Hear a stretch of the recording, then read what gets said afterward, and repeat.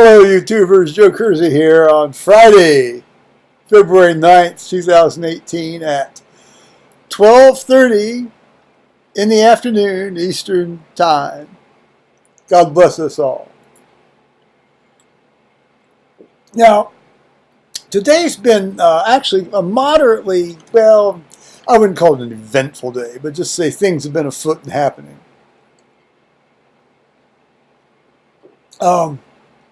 I decided, as one of the men who trained me would always say, you know, whenever he saw anybody actually sitting down somewhere, get off your dead ass and do something. I guess that's kind of like our interim rector's favorite phrase, you know, get out of the pew and do. Both of these men came from intensely military backgrounds. Nothing wrong with that. The man who trained me was actually at the Chosin Reservoir. He tells a very good story about when the communist Chinese swarmed all over his position. That was scary. They give you fucking nightmares. Hear that tale. So I decided to indeed get off my dead ass and do something today, and I decided I'd, you know, sort of clear a path down to the mailbox, because I had 3 days worth of mail in the mailbox. And, well, what passes for mail nowadays? And, you know, as always, time does a lot of help to people who want to, you know, move snow about, because, you know, a lot of it just kind of sublimes away in the sunlight, you know, even though it's well below freezing, as it has been. Although we are now up to 38 today. Right now it's 38 degrees Fahrenheit. Yay! I guess we're going to have some rain and snow tomorrow, you know, and then I guess more rain and snow. In any case, I was sort of doing my little, you know, with my little snow shovel. And after having sort of gotten bundled up like Nanook of the North, you know, put on far too many clothes for what I needed to, you know, for doing this task. Well, you know, I haven't been outside the house since 7 in the morning, you know, when I went to church. So, and just as I'm sort of getting halfway down the drive, up comes the AEP, the electric guy, to install my new smart meter. Apparently, it's a beautiful thing. I noticed that they say it's rated to draw 3 watts to run this smart meter. I hope they're paying for the 3 watts rather than me. But I bet they're not.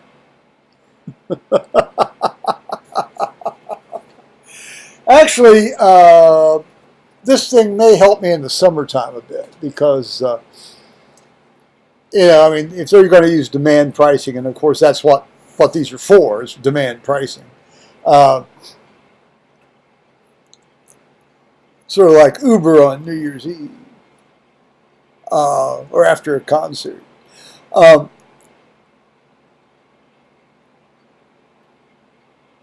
Since I don't have air conditioning, you know, I mean, you know, that, you know, that'll save me, you know, a fair amount, a lot of money. I don't think it'll help me much in the winter. You know, and I'm not one of these guys that does a lot of laundry. I mean, it's not like, I mean, I had a friend in North Carolina that had one of these things years ago, and he was on, you know, Duke Power. And they always did their laundry at night, because that's when the electricity prices dropped, you know. But they did laundry, 2 or 3 loads of laundry a day. Come on. You don't get that dirty. Come on.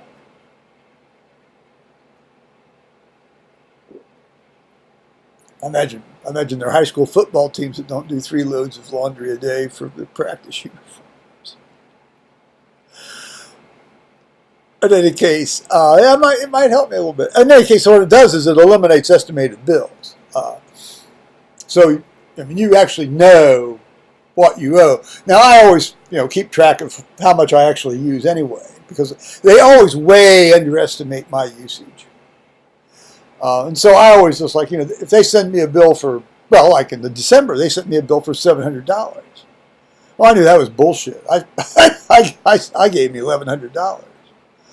And they sent me a bill for $90 here for January. I said, that's bullshit. So I sent them $300. So I'll be interested to see when the reconciliation, wanders in here in about 2 or 3 months, how that worked out. I think it'll probably help me. In any case, I don't have to fill out the little postcards with the meter reading and send them in periodically. I stopped doing that anyway. I thought, if you guys want to know what my fucking meter reads, you drive your ass up here and find out,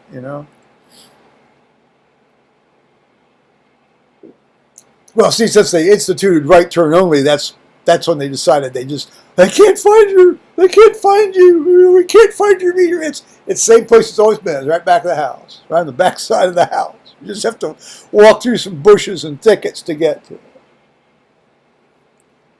Man up! Or person up! Since you can't say that man up anymore. Because it offends people's sensibility.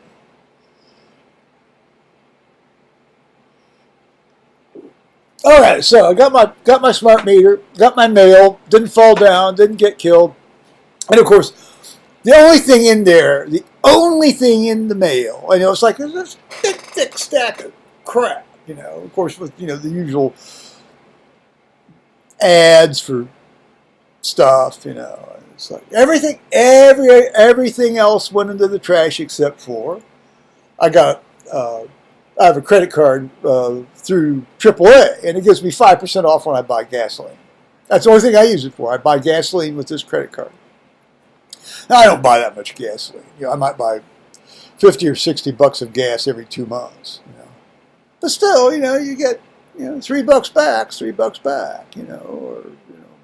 Yeah. No, that's $36. Well, no, I don't know. It's $18 a year, shit. Now I'd activate it. Well, I decided usually, see here, I tried to get clever.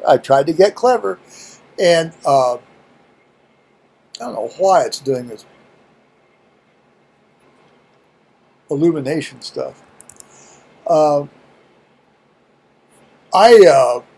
I thought, well, I had an online thing. Activate online. No, great. I have another Visa card with my bank, and the bank I actually use,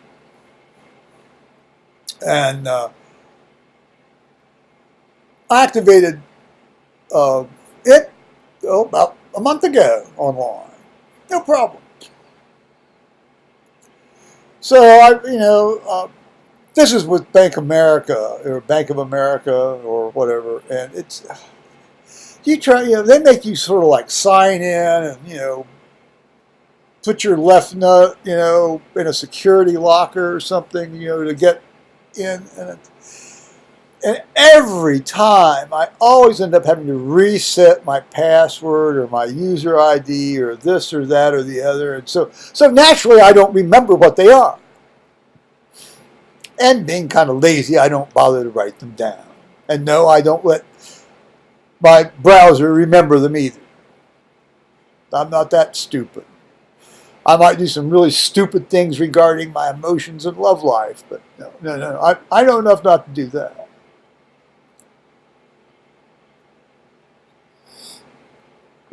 So the same thing happened today. So I ended up calling.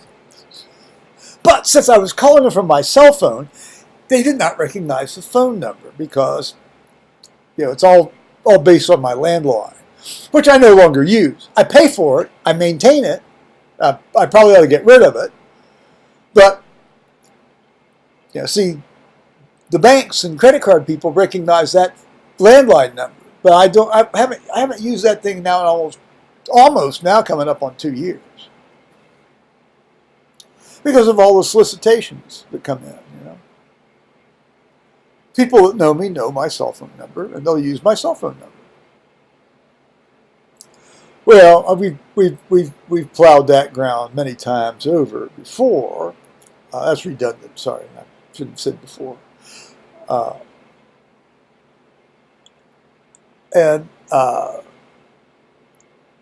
So I will tell you that their phone voice recognition system didn't work for the daggone today. Apparently, neither did the numeral entry work very well the first couple of times.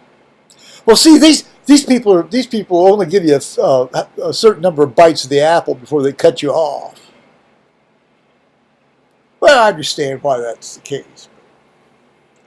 It sure is very inconvenient for a credit card that I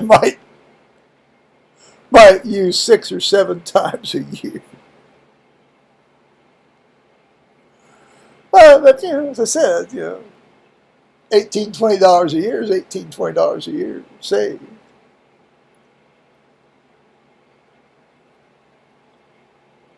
Okay. Now, actually, then there's 2 substantive things I want to talk about today. There was an article in today's Wall Street Journal, and let me give you the name of it here.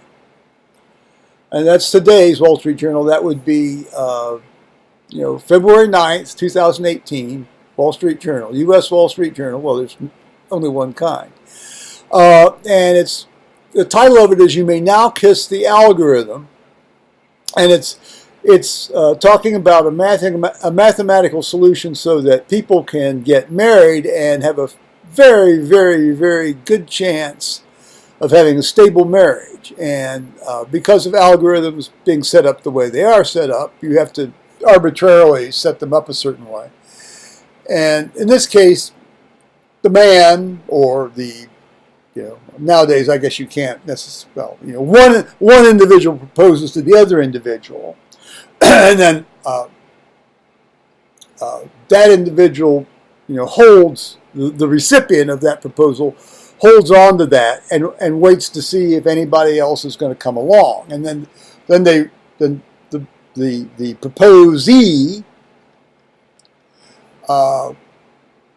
can reject or accept, and the process continues. Whereas meanwhile, the first guy, the proposer, might move on and propose to another proposee, a separate, proposee number 2 for that guy. So they arbitrarily set it up so the proposer always is going to get their least worst choice that will be stable, and the proposee will always get their worst choice for a match that will be stable.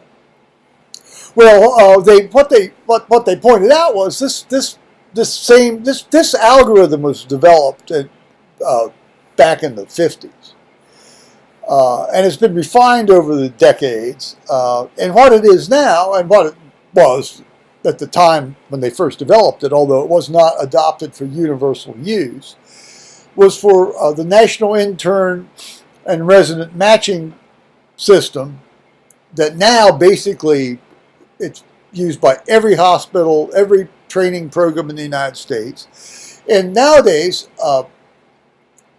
the medical students, certainly well upwards in the 95+ % of them, receive their match results on the same day, and it's probably in the early, either very late fall or early, late winter, early spring.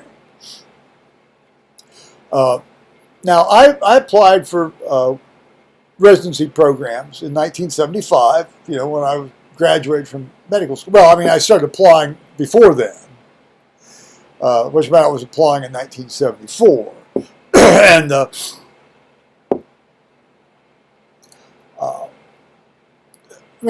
nominally, all of these hospitals and university programs were using this, match program. It's called the National Match Program. And but not all of them were using it in the, complete good faith method that it was intended. Now, nobody was really pulling a fast one. It was kind of a hybrid thing. It was, and some hospitals wouldn't use it at all. Now, I applied, well, I can tell you where I applied. It doesn't matter. I was at Ohio State, and Dr. Zollinger, I was told by Dr. Zollinger, I was told by all the faculty there, that I was just, yeah, they'd take me, sure, no problem. And then I did sit down with Dr. Kersey when he came in as the new chairman, and he interviewed me. He should have, he did. It was like his first actual, I'm going to have my own group of residents program.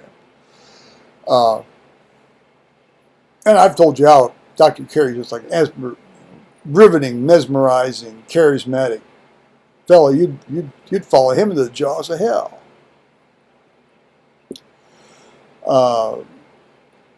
And he basically said, so I knew basically where I was going, but still, nonetheless, you never know. Plus, I was married at the time, and quite frankly, the woman I was married to was a bit fucking squirrely about stuff. And, you gotta cover your ass,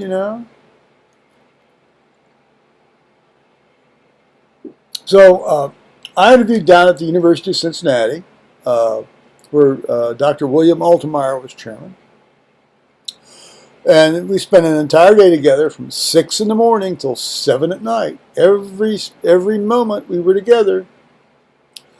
And so you learn a lot about somebody that way. Because you can't, it's really hard to be deceptive unless you're like a real true sociopath. And I've met some surgical sociopaths, believe you me. But I'm not one, I don't think. I hope not. And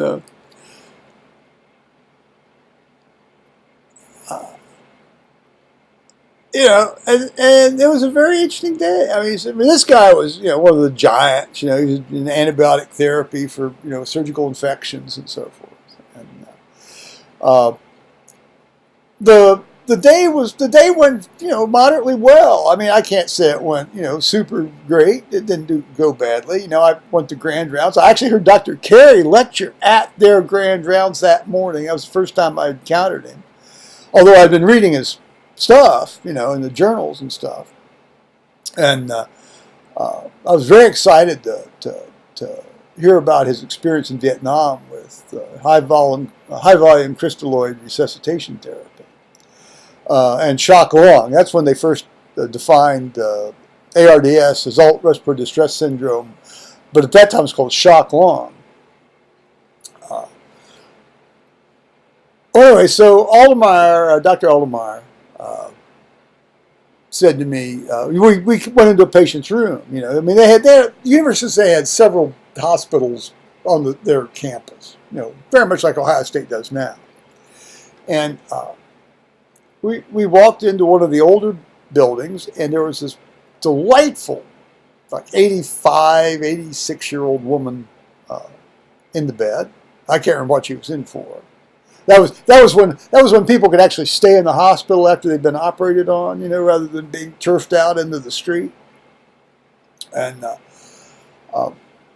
he introduced me and her, and she says, "Kersey." And then she looks at me a little more closely. "Kersey," she says, "are you related to John Kersey?" Well, there's tons of John Kerseys in my family. And I knew immediately who she was referring to. She was referring to my great-great-uncle John Kersey. But see, this woman had grown up in the same town my dad had grown up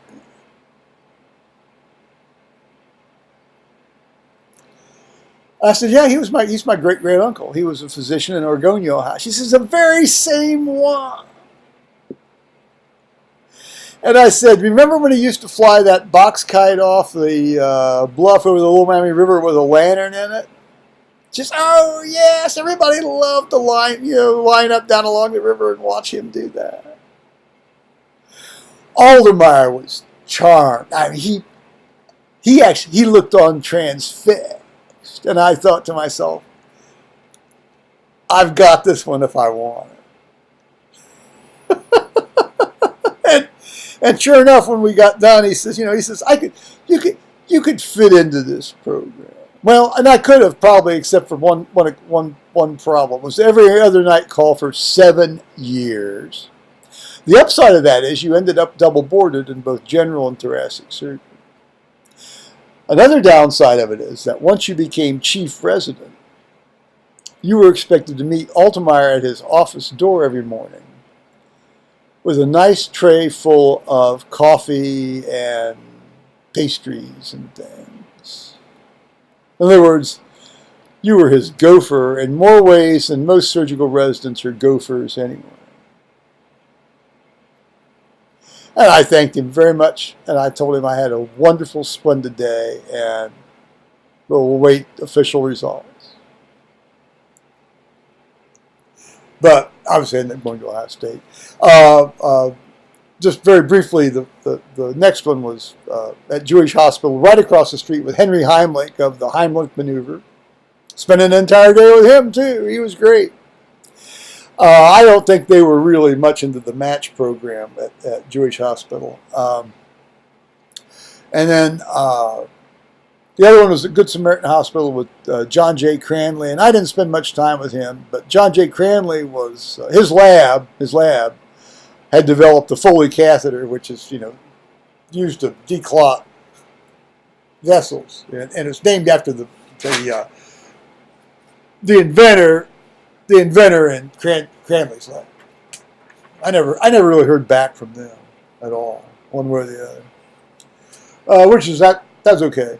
Now today we have a great article or a very interesting article. I don't know if it rises to the level of greatness. In the New England Journal of Medicine, that's the February 8th, 2018 issue. That'd be volume 378, number 6, and it's right at the top there. Redefining hypertension, assessing the new blood pressure guidelines. Well, I might actually ought to probably do this as a separate video, and maybe I'll split it out. If I do, then I'll say I've split it up.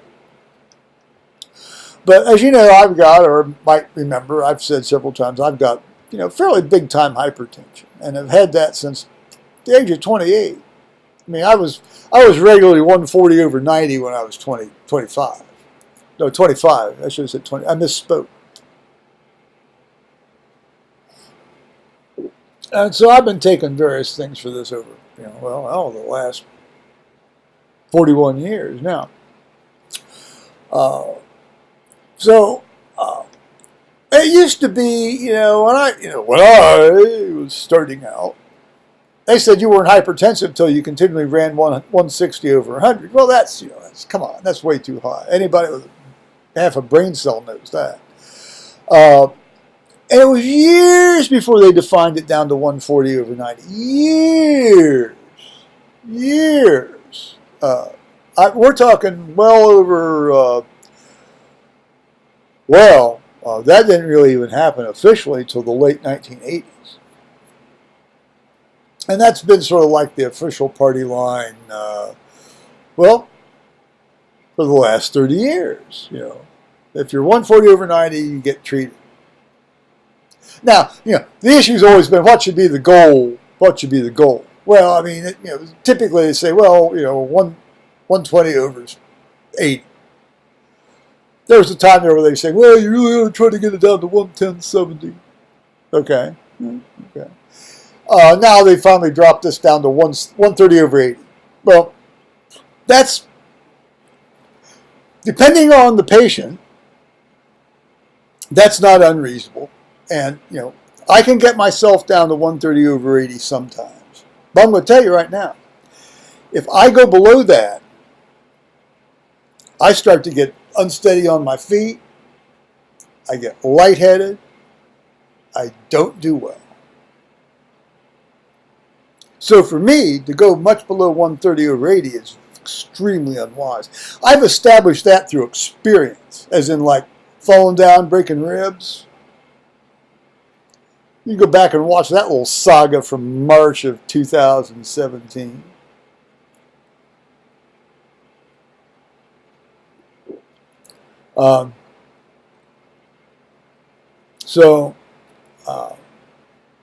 If I were to, well, and I know this from also direct experience, if I were to run 110/70 for any length of time, homie ain't going to do very well. So, it's an interesting piece. Everything in life's a trade-off. Verticality versus longevity. Steady verticality versus longevity.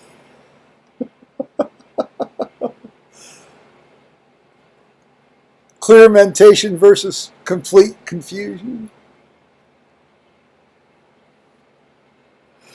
It's a lot of fun. So I guess my son's got his confirmation class, confirmation group happening here this Saturday.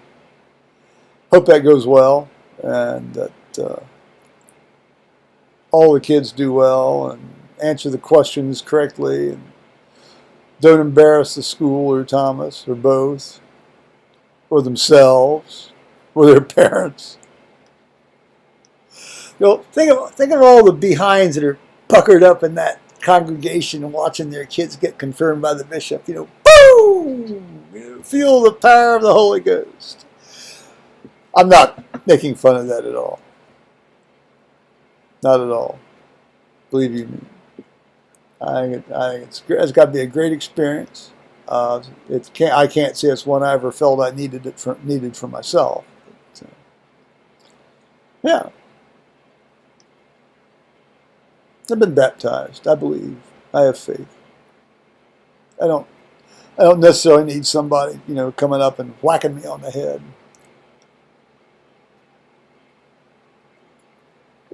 But each to his own. I think you all know I have a fairly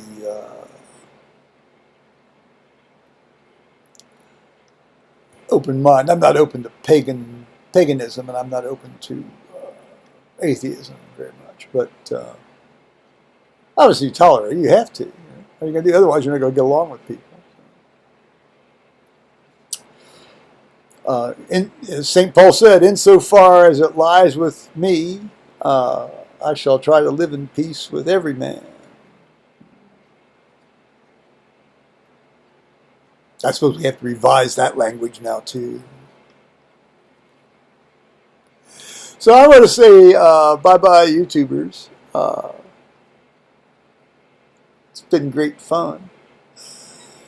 All right. Bye-bye.